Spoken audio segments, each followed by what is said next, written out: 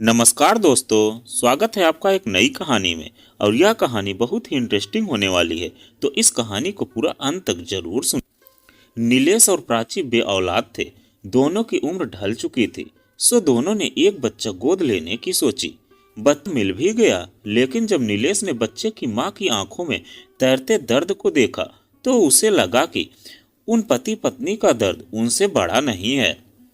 जब तक माँ और बाबूजी जिंदा थे और आरती की शादी नहीं होती, तब तक नीलेश और प्राची को बे औलाद होने की उदासी का एहसास इतना गहरा नहीं था। घर की रौनक उदासी के एहसास को काफी हद तक हल्का किए रहती थी। लेकिन आरती की शादी के बाद, पहले बाबूजी, फिर जल्दी ही माँ की मौत के बाद हालात एकदम से बदल गए। घर में ऐसा सूनापन आया कि नीलेश और प्राची को बे औलाद होने का एहसास कट की तरह चुभने लगा। उन्हें लगता था कि ठीक समय पर कोई बच्चा गोद न लेकर उन्होंने बहुत बड़ी गलती की। लेकिन इसे गलती भी नहीं कहा जा सकता था। अपनी औलाद अपनी ही होती है। इस सोच के साथ प्राची और नीलेश आखिर तक उम्मीद का दामन थामे रहे। लेकिन उनकी उम्मीद पूरी नहीं हुई। कई रिश्तेदार अपना बच्चा गोद देने को तैयार भी थे, लेकिन उन्होंने ही मना कर दिया था। उम्मीद के सहारे एक एक करके 20 साल बीत गए। अब घर काटने को दौड़ता था। भविष्य की चिंता भी सताने लगी थी। इस मामले में नीलेश अपनी पत्नी से अधिक परेशान था। आस पड़ोस के किसी भी घर से आने वाली बच्चे की किलकारी से वह बेचैन हो उठता था। बच्चे के रोने से उसे गले लगाने की ललक जाग उठती थी। सुबह नीलेश और प्राची अपनी अपनी नौकरी के लिए निकल जाते थे। दिन तो काम में बीत जाता था, लेकिन घर आते ही सूनापन घेर लेता था। नीलेश को पता था कि प्राची जितना जाहिर करती है, उससे कहीं ज्यादा महसूस करती है। कभी कभी प्राची के दिल का दर्द उसकी जुबान पर भी आ जाता। उस वक्त वह अतीत के फैसलों की गलती मानने से परहेज भी नहीं करती थी।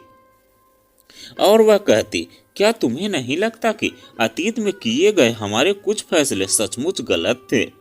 सभी लोग बच्चा गोद लेने को कहते थे। हमने ऐसा उनकी बात मानकर गलती नहीं की।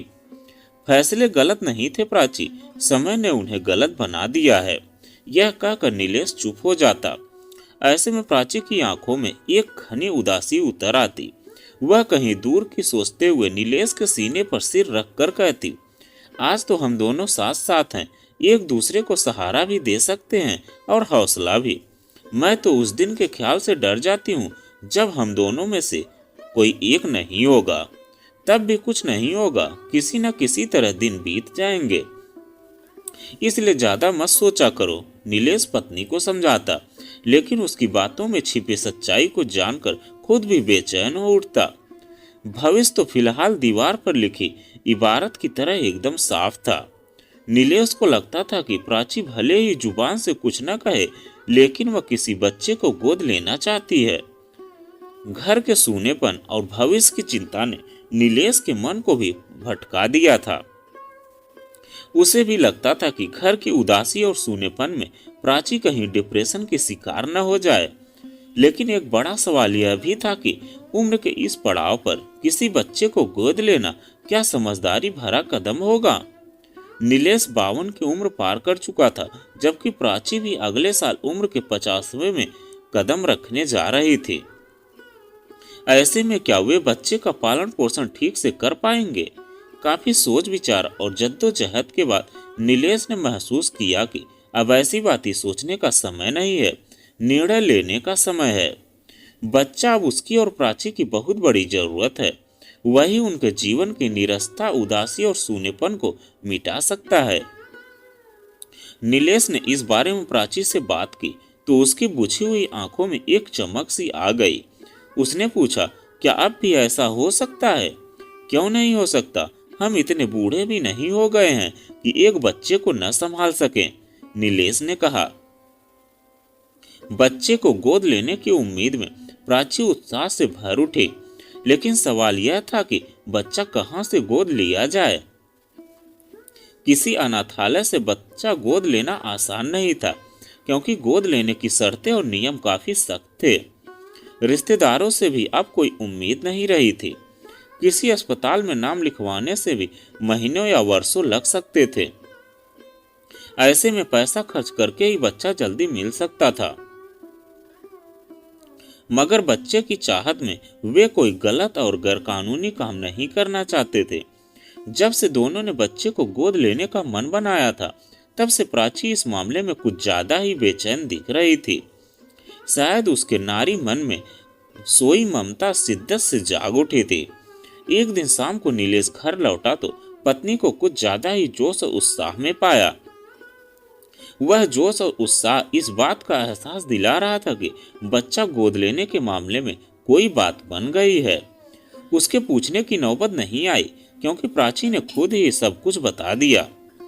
प्राची के अनुसार वह जिस स्कूल में पढ़ाती थी, उस स्कूल के एक रिक्शा चालक मंगरू की बीवी को 3 महीने पहले दूसरी संतान पैदा हुई थी। उसके 2 बेटे हैं। मंगरू अपनी इस दूसरी संतान को नहीं रखना चाहता था, वह उसे किसी को गोद देना चाहता था। उसके ऐसा करने की वजह नीलेश ने पूछा तो प्राची खुश होकर बोली, वह आर्थिक हो सकती है। मुझे पता चला है मंगरू पक्का शराबी है। जो कमाता है उसका ज्यादातर हिस्सा पीने पिलाने में ही उड़ देता है। शराब की लत की वजह से उसका परिवार गरीबी झेल रहा है। मैंने तो यह भी सुना है कि शराब की वजह से ही मंगरू ने ऊंचे ब्याज पर कर्ज भी ले रखा है। कर्ज न लौटा पाने की वजह से लेनदार उसे परेशान कर रहे हैं। सुनने में आया है कि एक दिन उसका रिक्शा भी उठा ले गए थे। उन्होंने बड़ी मिन्नतों के बाद उसका रिक्शा वापस किया था। मुझे लगता है मंगरू अपना यह दूसरा बच्चा किसी को गोद देकर जिम्मेदारी से छुटकारा पाना चाहता है। इसी बहाने वह अपने सिर पर चढ़ा कर्ज भी उतार देगा। इसका मतलब वह अपनी मुसीबतों से निजात पाने के लिए अपने बच्चे का सौदा करना चाहता है।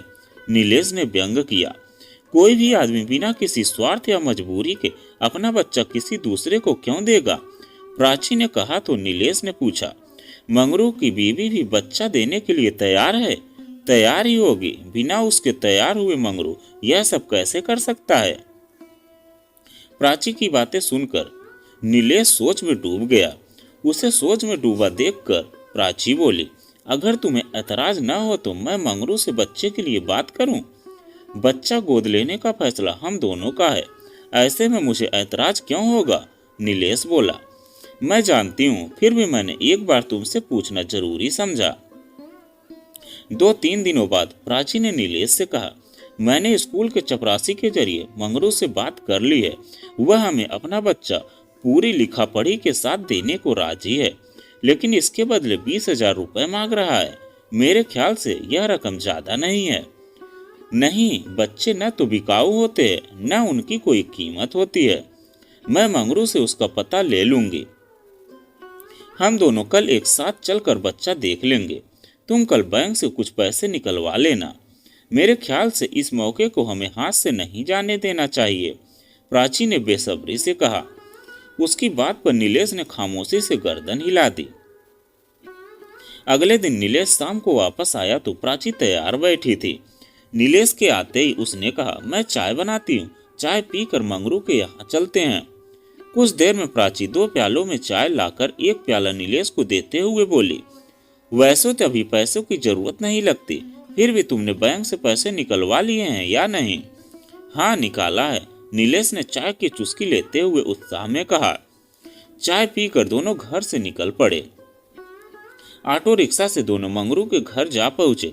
मंगरू का घर क्या एक गंदी सी कोठरी थी, जो काफी गंदी बस्ती में थी।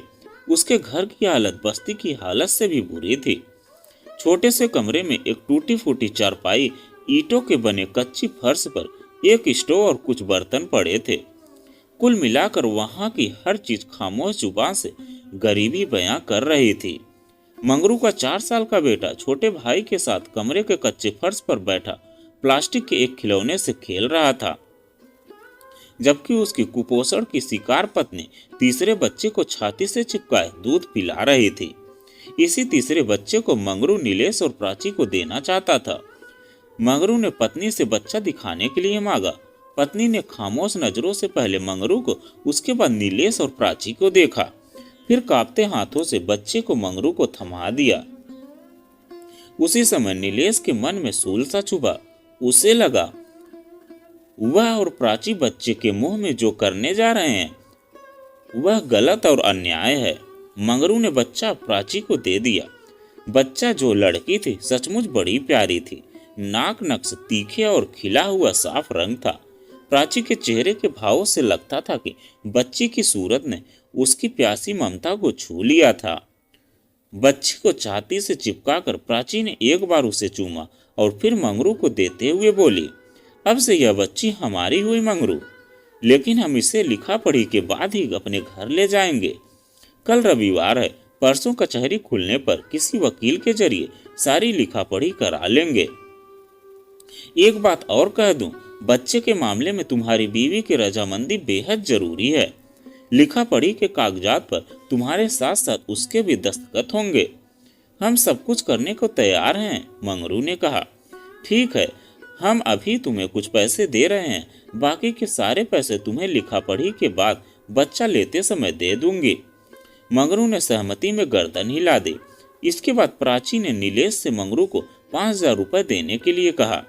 प्राची के कहने पर उसने पर्स से 5,000 रुपए निकालकर मंगरू को दे दिए। मंगरू को रुपए देते हुए नीलेश कनखियों से उसकी पत्नी को देख रहा था। वह बच्चे को सीने से कसकर चिपकाए मंगरू और नीलेश को ही देख रही थी। नीलेश को मंगरू की पत्नी की आंखों में नमी और याचना दिखी, जिससे नीलेश का मन बेचैन हो उठा। मंगरू के घर से आते समय नीलेश पूरे रास्ते खामोश रहा।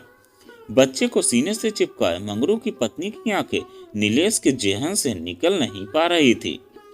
सारी रात नीलेश ठीक से सो नहीं सका।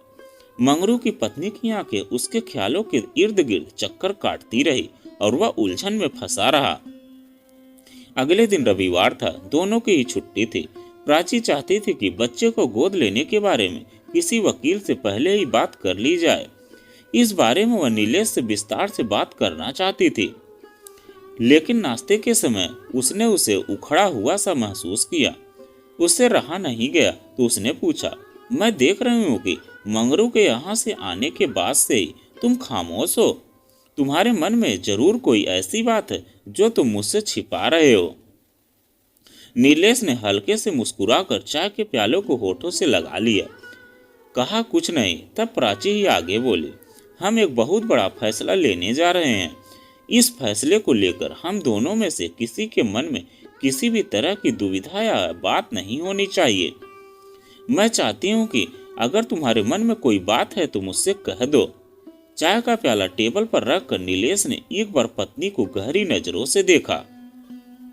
उसके बाद आहिस्ता से बोला, मंगरू के यहाँ हम दोनों एक साथ एक ही मकसद से गए थे प्राची, लेकिन तुम बच्चे को देख रही थी और मैं उसे जन्म देने वाली उसकी माँ को, इसलिए मेरी आंखों ने जो देखा वह तुम नहीं देख सकी, वरना तुम भी अपने सीने में वैसा ही दर्द महसूस करती जैसा कि मैं कर रहा हूँ। प्राची की आंखों में उलझन और हैरानी उभर आई। उसने कहा, तुम क्या कहना चाहते हो? मैं समझी नहीं। नीलेश के होठों पर एक फीकी मुस्कुराहट फैल गई। वह बोला, मंगरू के यहाँ से आने के बाद मैं लगातार अपने आप से ही लड़ रहा हूँ प्राची। बार बार मुझे लग रहा है कि मंगरू से उसका बच्चा लेकर हम एक बहुत बड़ा गुनाह करने जा रहे हैं। मैंने तुम्हारी आंखों में औलाद के न होने का दर्द देखा है, मगर मुझे मंगरू की बीवी की आंखों में जो दर्द दिखा वह शायद तुम्हारे इस दर्द से भी कहीं बड़ा था। इन दोनों दर्दों का एक ही रंग है, वजह भले ही अलग अलग हो। बहुत दिनों से खिले हुए प्राची के चेहरे पर एकाएक निराशा की बदली छा गई। उसने उदासी से कहा, लगता है तुमने बच्चे को गोद लेने का इरादा बदल दिया है। मैंने बच्चा गोद लेने का नहीं, मंगरू के बच्चे को गोद लेने का इरादा बदल दिया है। क्यों? प्राची ने झल्लाकर पूछा। मंगरू एक तरह से अपना कर्ज उतारने के लिए बच्चा बेच रहा है प्राची। यह फैसला उसका अकेले का है, इसमें उसकी पत्नी की रजामंदी बिल्कुल नहीं है।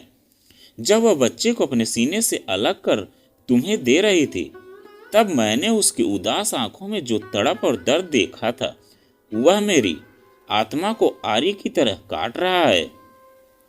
हमें औलाद का दर्द है। अपने इस दर्द को दूर करने के लिए हमें किसी को भी दर्द देने का हक नहीं है। नीलेश की इस बात पर प्राची सोचते हुए बोली, हम बच्चा लेने से मना भी कर देंगे तो क्या होगा? मंगरू किसी दूसरे से पैसे लेकर उसे बच्चा दे देगा। हम जैसे तमाम लोग बच्चे के लिए परेशान हैं। अगर हम बच्चा नहीं लेते तो किसी दूसरे को भी मंगरू को बच्चा नहीं देने देंगे। वह कैसे? प्राची ने पूछा। मंगरू अपना कर्ज उतारने के लिए बच्चा बेच रहा है। अगर हम उसका कर्ज उतार दें तो वह बच्चा क्यों बेचेगा? पैसे देने से पहले हम उससे लिखवा लेंगे कि वह अपना बच्चा किसी दूसरे को अब नहीं देगा। इसके बाद अगर वह शर्त तोड़ेगा तो हम पुलिस की मदद लेंगे। साथ ही हम बच्चा गोद लेने की कोशिश भी करते रहेंगे। मैं कोई ऐसा बच्चा गोद नहीं लेना चाहता जिसके पीछे देने वाले की मजबूरी और जन्म देने वाली माँ का दर्द और आंसू हो। नीलेश ने जब अपनी बात खत्म की तो प्राची उसे टुकुर टुकुर देख रही थी। ऐसा क्या देख रही हो? नीलेश ने पूछा तो वो मुस्कुरा कर बोली, मैं देख रही हूं कि तुम कितने महान हो। मुझे तुम्हारी पत्नी होने पर गर्व है। नीलेश ने उसका हाथ अपने हाथों में लेकर हल्के से दबा दिया। उसे लगा कि उसकी आत्मा से एक बहुत बड़ा बोझ उतर गया है। और फिर अगले दिन मंगरू के घर पहुंचते हैं और मंगरू का कर्ज का सारा पैसा देकर उसके दस्तखत लेकर के वह बच्चा नहीं बेचेगा। यह देखकर उस बच्चे की माँ बहुत खुश हुई और नीलेश प्राची के चरणों में झुक गई और बोली, बाबूजी, आपने आज मेरा दिल का बोझ कम कर दिया। आप लोग बहुत महान हो। और उसकी आंखों से नीर की धारा बह निकली। और फिर नीलेश और प्राची वहां से सुकून भरे कदमों से घर आए और एक हॉस्पिटल जाकर बच्चा गोद लेने के लिए कहते हैं। तो दोस्तों, यह कहानी आपको कैसी लगी कमेंट में लिखकर जरूर बताइएगा। अगर आप हमारे चैनल पर नए हैं तो प्लीज चैनल को सब्सक्राइब कीजिएगा और वीडियो को एक लाइक कीजिएगा। तो चलिए मिलते हैं एक नई कहानी के साथ में एक नए वीडियो में।